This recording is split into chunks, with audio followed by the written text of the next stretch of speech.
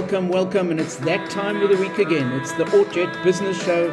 I'm your host, David Zidel, and we're going to talk business.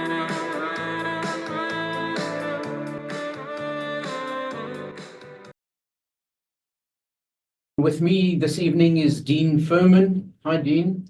How are you? Good, thank you. Good. For those who think, I've heard that name before, I actually said to somebody today, I'm interviewing Dean Furman today, and they're all excited, and they said, the soccer player, and it's not. It's the AI expert, but I'll come to you in a second, Dean, and introduce Dean formally a little bit later. But if you've listened to the show before, you'll know that I give a little bit of a business story or a little bit of a insight into something related to business, and then we get into the interview. And it's interesting, I was hosting a conversation with somebody this week. It was actually a guy called Jeff Fisher, and he's written a fantastic book. He collected a whole lot of things, and he's put all his collectibles in a book, and he gave a talk about it. And he said something very interesting. He said, and he's done lots of different things in his life. He was a insurance salesman, and he sold diamonds, and he's done many different things. And he said one line that I thought was brilliant, which he said is, you sell insurance, but people buy diamonds.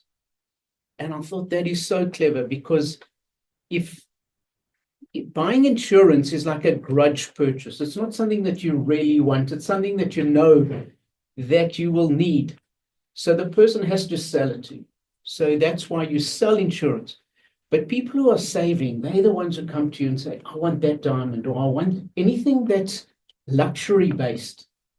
They buy it. And the lesson behind that from a business point of view is you can't just sell something the same way, regardless of what it is. It has to match what the product is, what the person is, and where they are at that stage. And there's a saying that says, if the only tool you've got is a hammer, you see every problem as a nail. You'll use that same tool all over and again in the same manner, when sometimes a different tool will do the job better.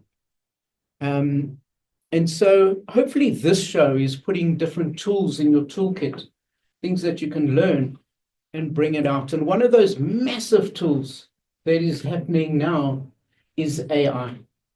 And Dean is known as an AI thought leader. He understands where it's going. He actually runs an AI advisory and tracking service. And he's actually called his company, I thought it was quite clever, 1064. And 1064 is actually 1064 degrees, which is the melting point of gold. And he says he's taking something valuable and reshaping it into something even more valuable, and using AI, artificial intelligence. He's a qualified actuary, so he had a future. And then he kind of worked in that for a while, but then got bored just looking at the numbers and wanted to do something else. And he noticed an area that he could move into when AI was developing. So he started an AI company which brings AI into business and teaching, using teaching tools with that, so people know what's possible and they can make use of the official intelligence. Dean will show you how to use these tools, make you both productive in your personal life and business life. And he'll show us, and he'll talk about it, of how do you get started, and how do you look at these different tools, and how do you keep up to date? And he'll point out some of the key mistakes that people make.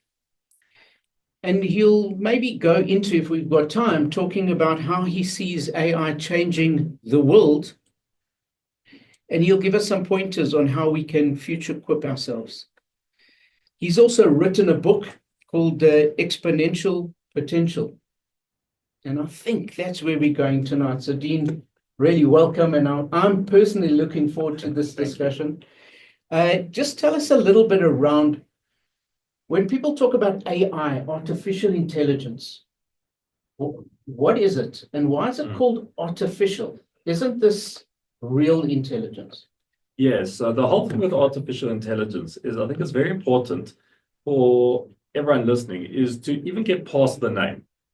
Because I know when I do a lot of my training sessions that people think, at the beginning, I know nothing about AI. There's certain people who know about AI and there's certain people who don't. There's certain techies, data scientists, etc. who know.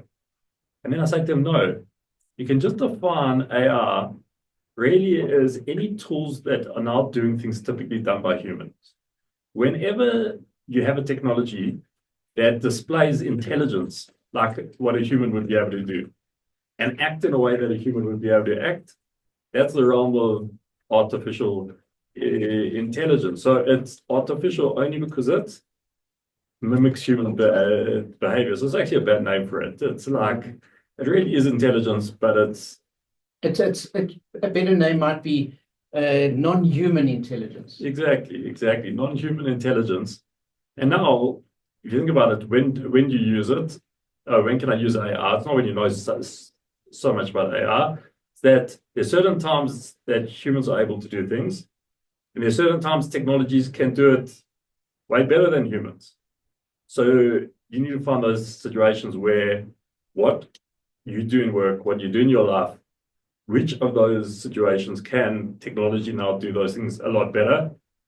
And then start using it. And the great news is for many, many use cases, it's just so easy. So most people, even when they're at school, like people say, hey, I use AI. I used it to do my assignment at school. I know my kids were saying they put it in and they know about ChatGPT. Is that AI or is that just a tip of the iceberg? So it's a great example. So it's a tip of the iceberg of what's possible.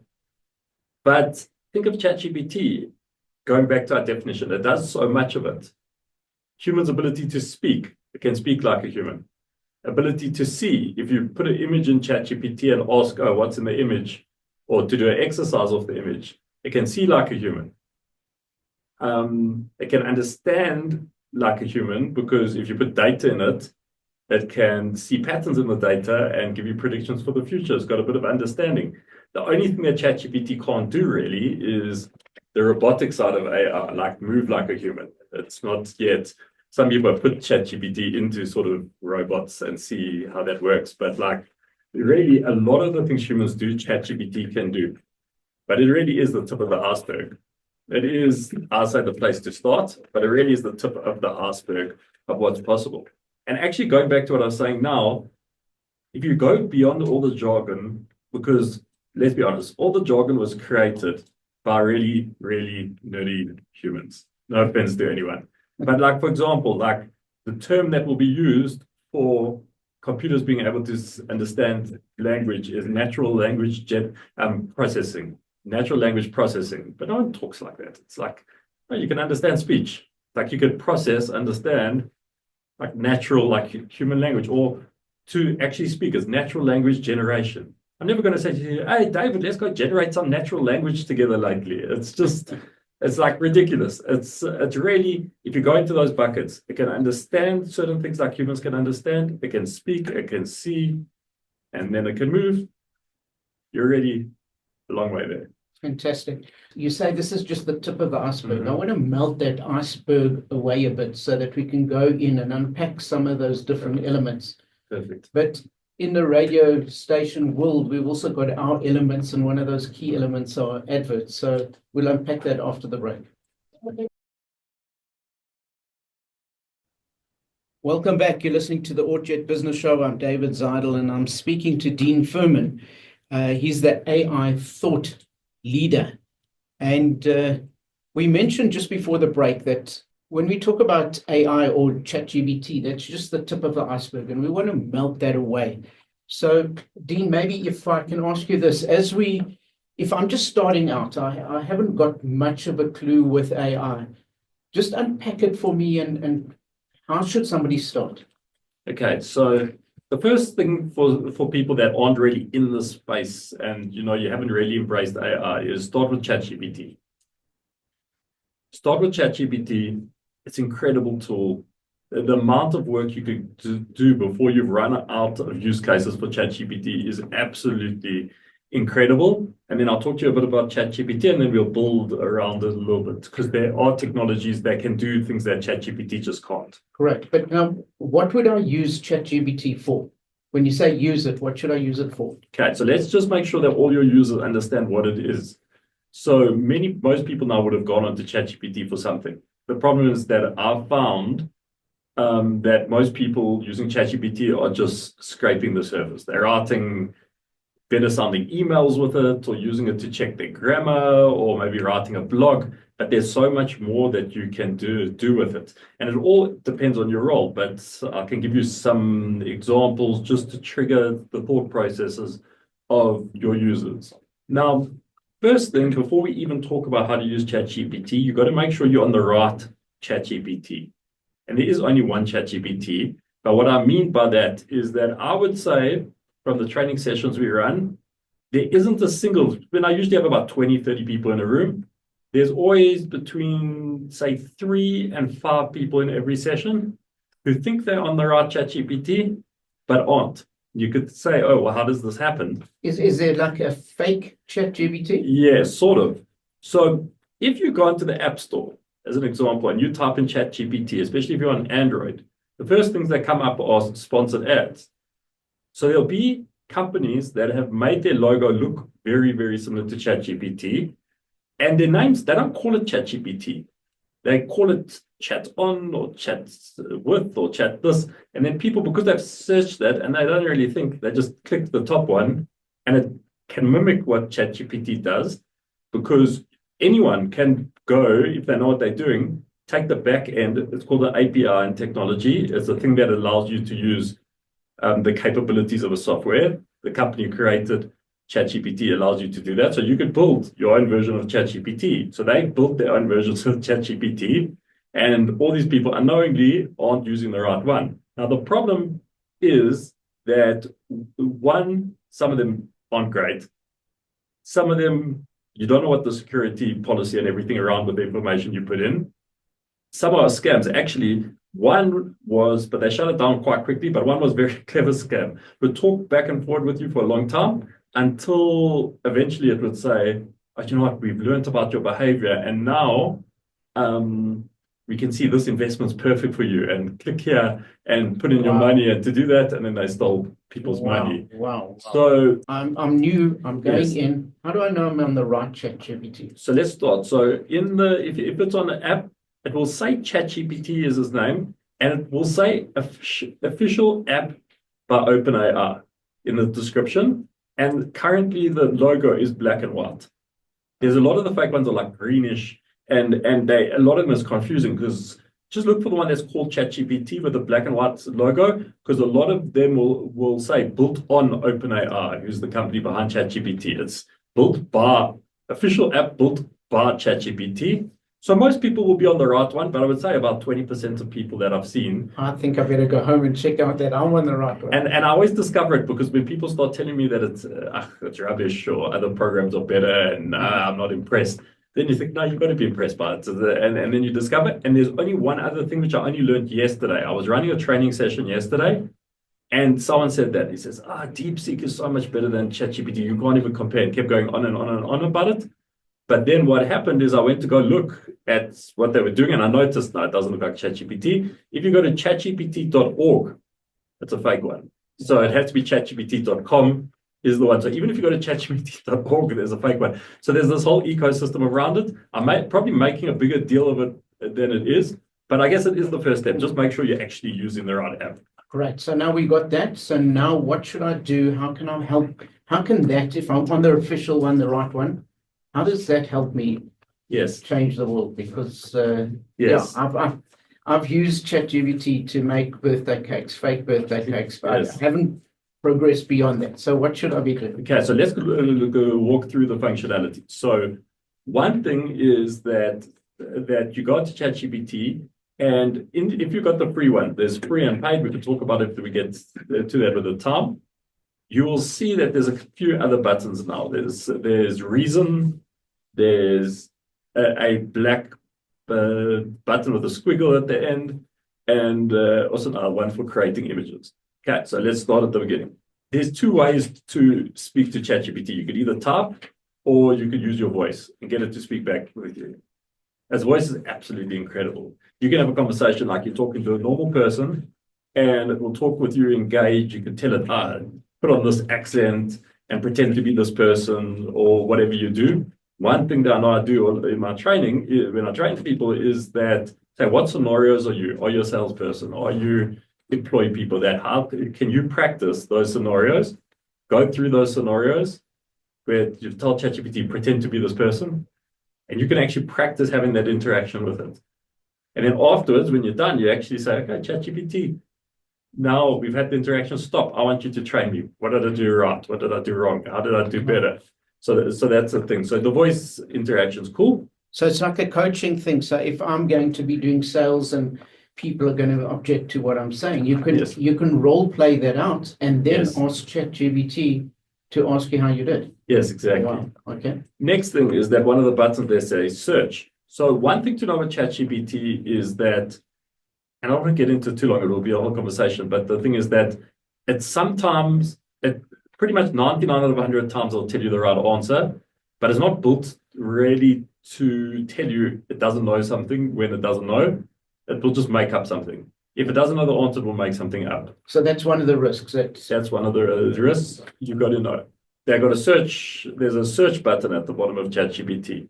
Anything that you want to know that has to be fact-based, click on the search button, and it can do research for you.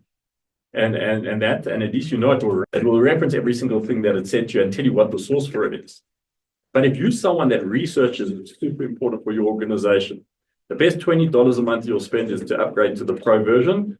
But they got something called deep research. Deep research, they only give you 10 a month, so you have to use them wisely. Is this even when you're paying for it, they only give you 10? Yeah. So it's the equivalent of getting I don't know, that same job you would pay a company thousands and thousands to do that for you.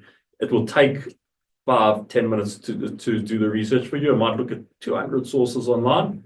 And you can say, do a full comparative comparison in our industry of who's offering what and how and what stats you could bring in. And you could do whatever research you are, anything openly available on the internet, it will find and put together. Actually, a tip for you, just if you don't want to pay $20, it's not as good, but Google's Gemini, it's got deep research for free now. Okay. So try that first and you'll see is that go to Google Gemini and toggle in the top left-hand corner. I know if you're listening while you're driving, you're not going to remember this, but you'll see it. And one of the things, deep research. So you could do amazing research for your company. Just by the way, if you've just tuned in and you are sitting in your car and you've just turned on and you're thinking, what is this? Well, you're listening to the Autojet Business Show, and this is Dean Furman, and he's an AI thought leader, and he's taking us through how to use AI. And we're starting off with the ChatGPT. Lesson number 1 is make sure you've got the right one. It's the chatgpt.com. And then you can get the pro version, and maybe we'll unpack a little bit more what's the benefit of that. But you're saying one of the benefits is doing deep research that is more accurate than otherwise. But you also suggested that if you use Google Gemini, you could kind of get close to that without and saving yourself the $20. But what else can I do with this? And I mean, I've heard things that it can do some of their work for them. In other words, it can answer their emails, and it can do stuff on Excel and create PowerPoint presentations. And so how would I use that? And is that true, in fact? Only certain things. Let's just move forward in a progression a little bit. So you definitely can get it to do anything that sort of involves text. You can create business cases. You could create strategy documents. You could create project plans. You can create your social media content of exactly what it should say at different times, your plans for that. Anything text-based it can do. That's the thing. It's just your imagination's the limit. When you say it can do it, it'll create the actual words, but you still physically have to upload it and do all the yes. Okay. So it's like an employee. Literally, even you stop thinking of it as AI, it literally is just an employee that happens not to be a real person. It's like you get it to do stuff. It's like if there was another person on the other side of the world and was this digital worker for you, and who could reply to you super quickly with the work. That's what it's like. So anything text-based you can get it to do. And we'll move on to how do you do presentations and all of that. Then visuals, it can either make visuals. This week it got a major upgrade. It's visuals. It takes a bit longer for them to make them. You should try. It's unbelievable. All your content, there's no excuse if you've got a website, marketing and stuff, not to have the most amazing visuals from it. Try with ChatGPT. One thing I was battling with before was like text and stuff like that. Now it's amazing. So really good at generating images. The more useful one for business is that it's really good at seeing imagery. So for example, you're working, you type your notes.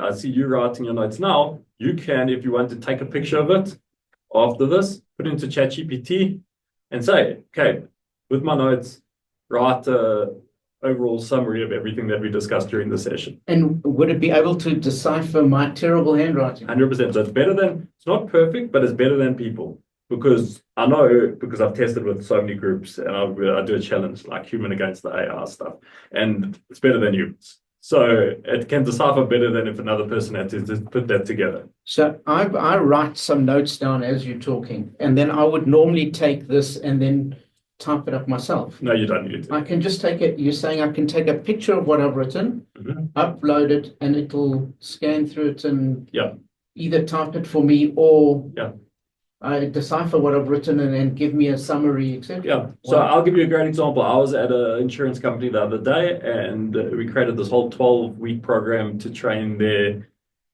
people. And the woman said, it's such a pity that, you know what, I'm meeting the decision maker on this today, and I only meet them once a quarter and they got the purse strings for this to sign this off. We have to wait 3 months. I'm like, no, don't worry.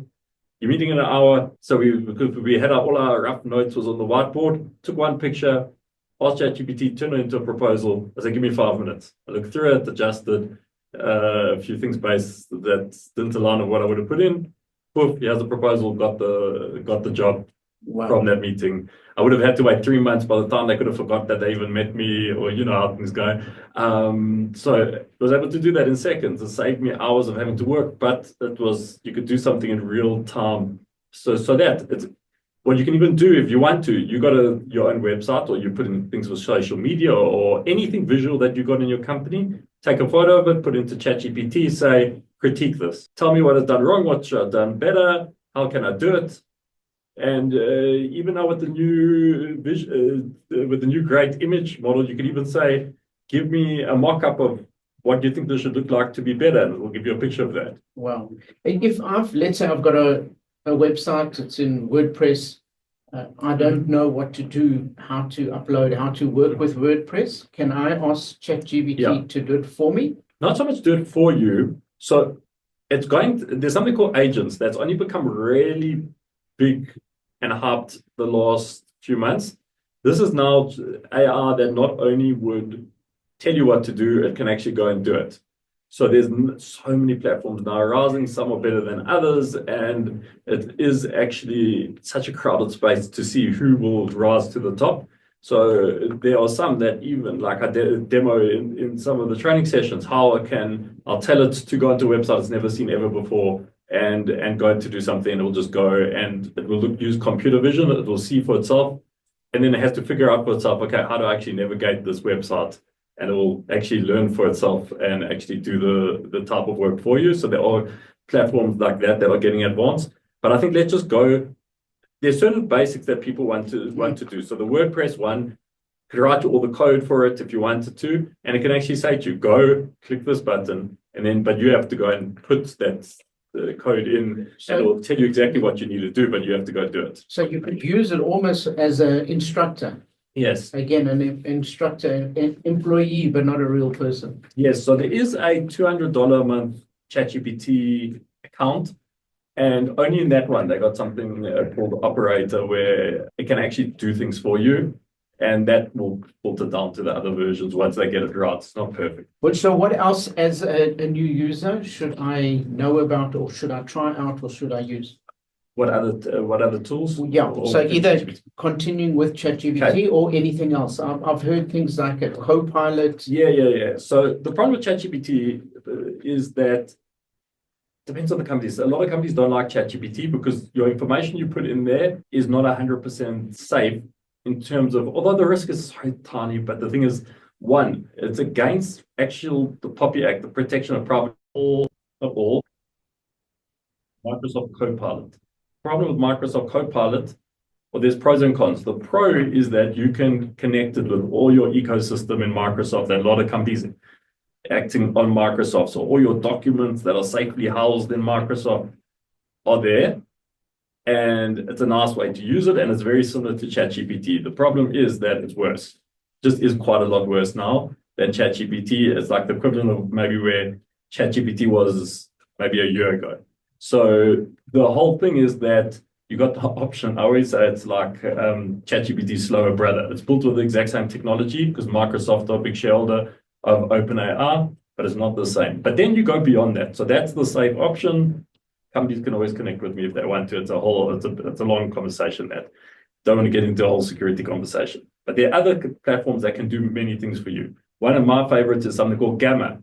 So you'll find it gamma.app, not .com. Everyone comes back to me when I say this and then says, I can't find it. Gamma.app. App. Yeah. APP. PB. Okay. Put in information, click 2 buttons, will make you a full presentation. Will look amazing that you could just put into PowerPoint. Or you can just write 1 sentence, create me a presentation about whatever you want it to be. Ooh, go ahead, make your entire presentation. Is that linked to ChatGPT? No, Completely separate. So that's separate. Copilot separate, Gamma separate. And I think after the ad break, we can talk about a few other things. Welcome back. You're listening to the Audjet Business Show. I'm David Zidel, and I'm talking to Dean Furman, an AI thought leader. And just before the break, he was talking about ChatGPT, and then we moved on to gamma.app, which allows you to create presentation. Anything you want to add to that, or have you got other ones that you think could be useful, or other apps that would be useful? So I'll tell you others, but I really just encourage you to start playing, because also Gamma will shift your mindset, because you'll see you create a presentation in a minute. You can go edit it according to your needs, but you'll see it almost all the way there to show you, wow, maybe I should start using AI. Is that only for like PowerPoint presentations, or could you use it for other things? So mainly for PowerPoint presentations. They actually can do other things like Word documents and other things, but mainly built for PowerPoint presentations. Then you think a lot of people, what they're working with. They're working with PowerPoint. A lot of people work with Excel. Microsoft Copilot has a product called Copilot for Office 365. It's an extra product that you have to pay $30 a month for. So it creates presentations, works on Excel, etc. But with Gamma, you don't have to. It gives you lots of free credits you could use before having to pay. Then ChatGPT is underrated with Excel. So if you stuck at any point in time with Excel with a formula, you can just take a picture of your Excel screen and then put into ChatGPT, assuming there's no super confidential information there, and you can say, this is my sheet, this is what I'm looking to do, give me the formula, it'll give you the formula, because it'll know what cell everything's in, and you just copy and paste the formula into your Excel sheet. Wow, that's amazing. I've just got a question that comes through. It's actually from my paddle partner, who said, please asking if ChatGPT can help you with your paddle game. There's some things that can never do, right? What other apps or other things should one look at?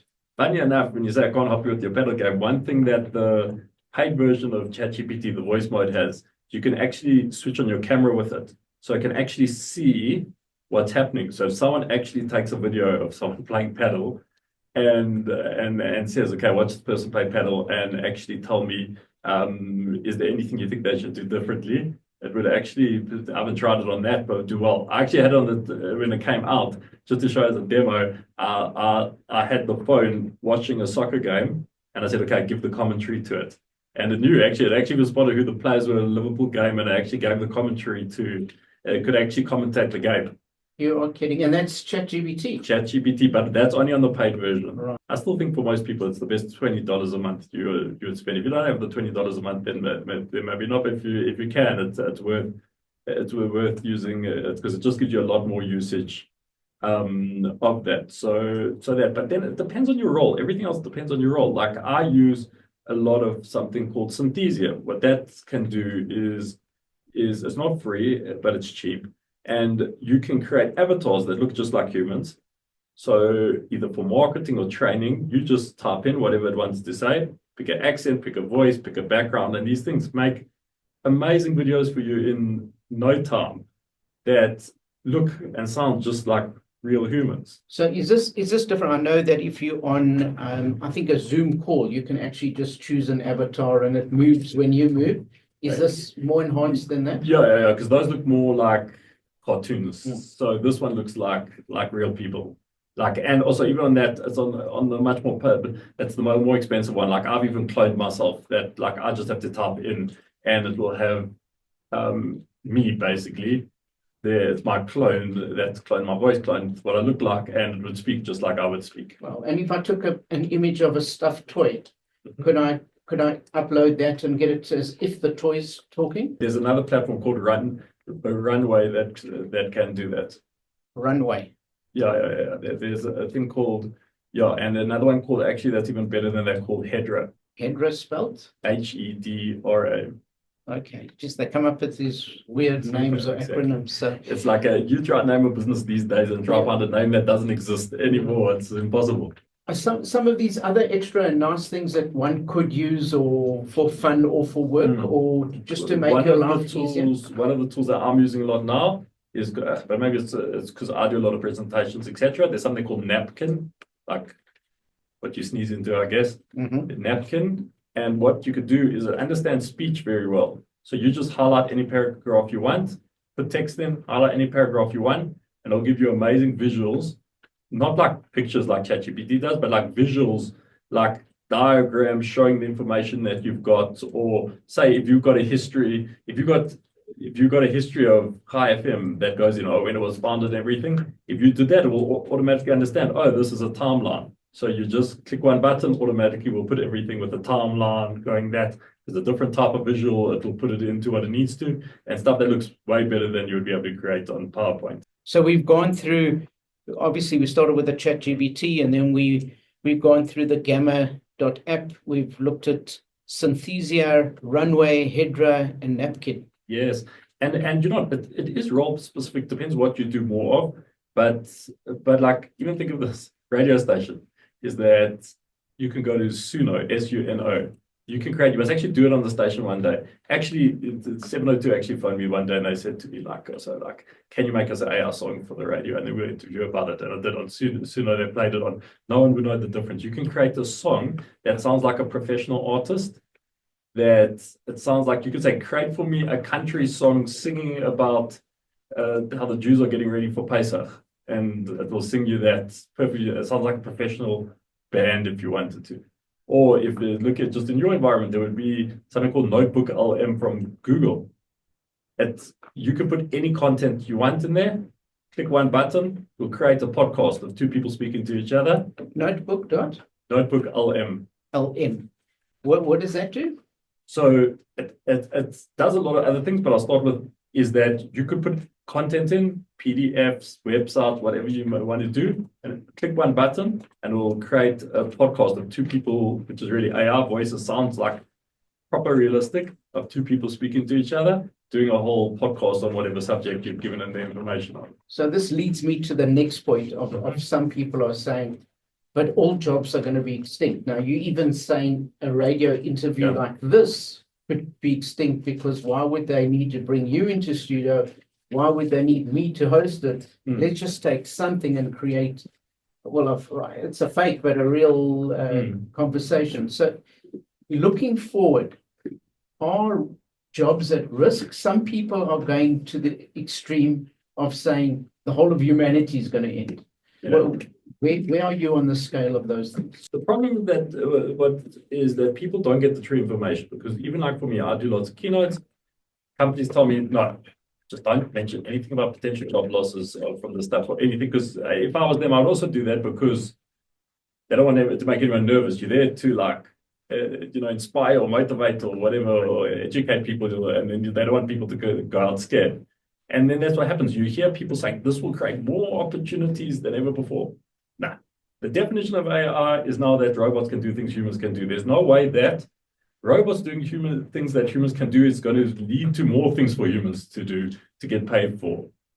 So we can unpack it a bit more. Okay, so Dean just saw Craig's busy doing the engineering. He's fantastic. He holds up a sign saying ad break, and normally people carry on talking and then I'll break. But Dean saw the sign and said, "Hey, ad break time." So it is. Welcome back. You're listening to the Orjet Business Show. I'm David Zidel. I'm talking to Dean Furman, and he's talking about all these different AI things. The other day I was at a presentation, and just before it started, about 2 minutes before it started, they came up to me and said, "Will you please introduce him?" And I knew a little bit, but not enough. And just on the WhatsApp, there's that little circle, and I put the guy's name in some details, and it gave me the whole history that I could now sound like I'd prepared this years ago, which I'd only prepared it 30 seconds beforehand. So if we go along, there's been a couple of questions that are ask about the best platform for creating videos and also about Studio Ghibli on ChatGPT. Would you know about those? Yeah. First of all, the videos, and I think it's pronounced Ghibli. Yeah. So videos, depends on what type of video you're looking to create. So we mentioned Synthesia already. If you've got with speaking avatars that look like people, that's Synthesia. If you want to put in text and automatically have like a video with a voiceover, with videos that are like a stock imagery that matches whatever gets said, there's a program called Lumen 5, Lumen, Lumen, and the number 5. If you want to create animated videos, like little cartoon type videos like some people use for promo, there's something called Steve.ai. And if you want to create more cinematic looking videos that have things like, the things are moving, or you want to put in imagery and say make it move, on ChatGPT, but only the paid version, is something called Sora, Sora. But it's not amazing. It's not amazing. I actually prefer something called Runway. So if you use Runway, like we mentioned earlier, Runway, that can create stuff that's just beautiful. So you've got Runway that creates it, and if it doesn't do it well, then it's run away. Exactly. So exactly. If we have a look, and we're talking about future quipping ourselves, how should we future quip ourselves that we can? I don't know how long these things have been around, but obviously there are more and more and more things coming across. How do we keep ourselves up to date with things as they progress? Yes. And it is overwhelming because I can tell you right now that when I wanted to go on holiday for 2 weeks in December, I said to myself, I'm not looking at this, I'm not switching it on, I'm not looking at this at all, because that's all I do for so many companies, and it drives me crazy by the time, there's no one who's ever, or no type of professional has ever had to learn daily, otherwise they're behind. It's like just mad how quickly this stuff's moving. So it does move very, very quickly. To stay up to date, the good thing to do is that, to be honest, companies as a whole that are working, you actually have to have a partner that, like myself or someone internal, if their full-time job is keeping up to date with this, not if they've got part-time, because it's not a part-time job. If you are as an individual, one thing is to first get comfortable with it, but then start following the companies on your social media that are creating this tech. So OpenAI, who's created ChatGPT, Google's got an AI account, and another one from like companies like Perplexity or Anthropic. These are the big names in the space. When you follow them, automatically anything that they release to become new would do that. The other thing that you can do is actually get in the practice of going daily onto ChatGPT, use the search function, and say, in my role as a whatever you are, what is the latest news for the last 24 hours in the AI world that could impact my role? You don't have to even do it every day, maybe once a week, but dedicate yourself and then play around with things. And the only way you're going to get comfortable with this stuff is start playing around with it. It's so easy to use. It's so easy to just go on, start playing. You know people that can direct you even better. The definition I heard was when the internet starts and you got all these websites and you used to Google things. So tell me about this.